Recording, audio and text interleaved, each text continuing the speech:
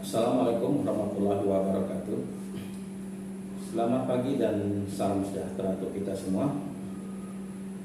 Bapak Ibu yang kami hormati, pada kesempatan ini saya Razali SPD selaku Kepala SMP Negeri 3 Tungkat akan menyampaikan atau mempresentasikan tentang kurikulum SMP Negeri 3 Tungkat.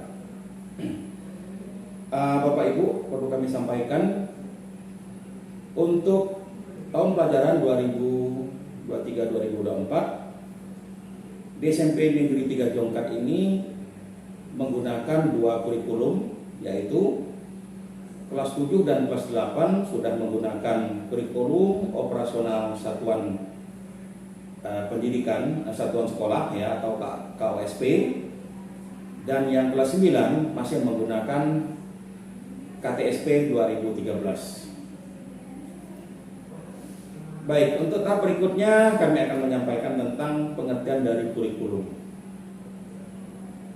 Kurikulum adalah seperangkat rencana dan pengaturan mengenai tujuan, isi, dan bahan pelajaran serta cara yang digunakan sebagai pedoman penyelenggaraan kegiatan pembelajaran untuk mencapai tujuan pendidikan tertentu. Kemudian, apa-apa saja komponen-komponen yang harus ada pada kurikulum tersebut ya.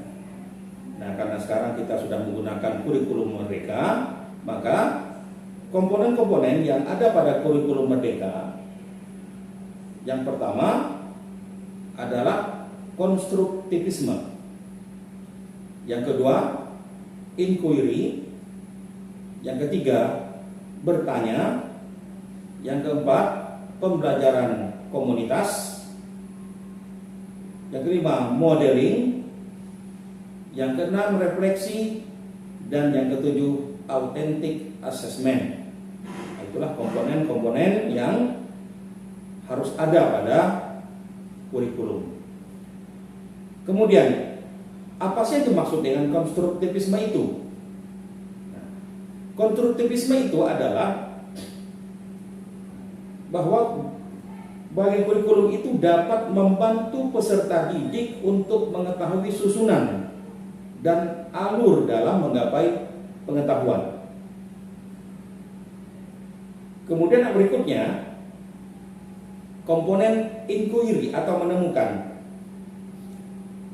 Ini adalah metode ya, atau metode ini itu bisa diaplikasikan dengan teknik tanya jawab, melibatkan siswa selama di dalam kelas, membentuk interaksi kooperatif melalui kerjasama atau kerjasama kelompok ya, dan memberikan kinerja yang terbaik.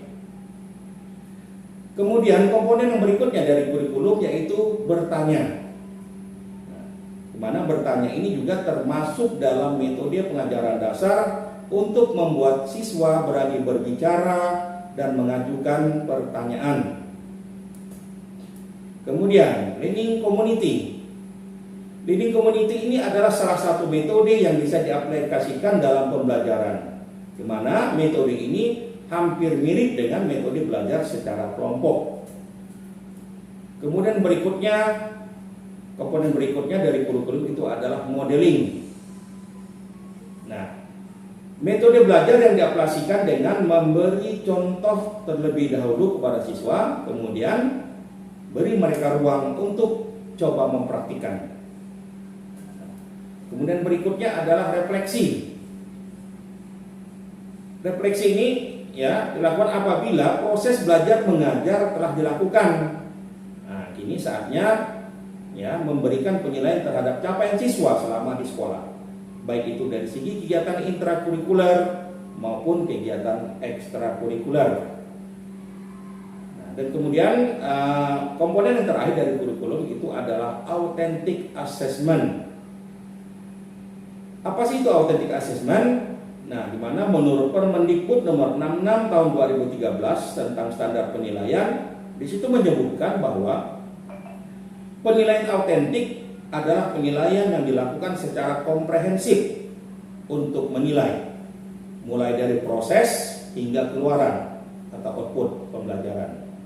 Penilaian autentik mencakup ranah sikap, keterampilan, dan pengetahuan. Nah, kemudian kita lanjutkan tahap berikutnya, yaitu apa fungsi kurikulum dalam pendidikan. Meninjau kembali tujuan yang selama ini digunakan oleh sekolah maupun lembaga pendidikan yang saling berkaitan, ya. Oleh karena itu, ya, fungsi kurikulum dalam pendidikan pun juga terkait untuk guru, siswa, kepala sekolah, pengawas, orang tua, dan masyarakat. Kemudian, fungsi kurikulum bagi guru. Bagi guru, kurikulum itu berfungsi sebagai pedoman dalam pelaksanaan proses kegiatan belajar mengajar. Sedangkan bagi kepala sekolah, kurikulum itu berfungsi untuk menyusun perencanaan dan program sekolah. Bagi pengawas, kurikulum akan berfungsi sebagai panduan dalam melaksanakan supervisi terhadap sekolah. Dan fungsi kurikulum bagi orang tua adalah pedoman untuk orang tua dalam memberikan bantuan pendidikan, baik bagi penyelenggaraan program sekolah maupun membantu anak-anak mereka belajar di rumah sesuai dengan program sekolah. Nah, kemudian muncul pertanyaan, mengapa kurikulum itu perlu diubah? Nah, kita selama ini kan sudah mengenal banyak sekali kurikulum gonta-ganti, ganti menteri, ganti kurikulum. Kita mengenal pernah ada kurikulum YBSA, ada kurikulum KBK, ada kurikulum tingkat satuan pendidikan 2006 atau KTSP 2006, ada lagi kemudian kurikulum KTSP 2013, dan sekarang kurikulum Merdeka.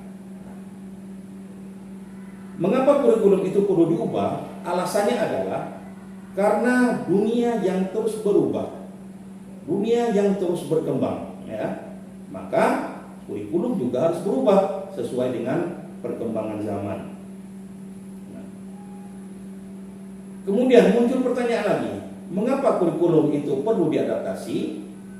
Nah, kurikulum perlu diadaptasi karena alasannya satu, kondisi sekolah yang berbeda-beda antara sekolah A dengan sekolah B dan seterusnya. Yang kedua, kondisi siswa yang berbeda-beda. Dan yang ketiga, hasil belajar yang lebih baik. Nah, itulah 3 alasan mengapa kurikulum itu perlu untuk diadaptasi atau disesuaikan. Nah, berikut saya tayangkan bukti dokumen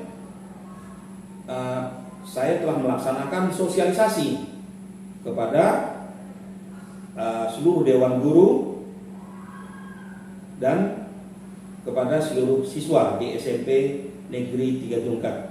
Nah, ini adalah pada saat saya mensosialisasikan implementasi kurikulum Merdeka, baik kepada Dewan Guru maupun siswa di SMP Negeri 3 Jungkat. Nah, jadi demikian Bapak Ibu yang kami hormati, paparan mengenai kurikulum di SMP Negeri 3 Jungkat. Saya akhiri dengan wabillahi taufiq wal hidayah. Assalamualaikum warahmatullahi wabarakatuh. Selamat pagi dan salam sejahtera untuk kita semua.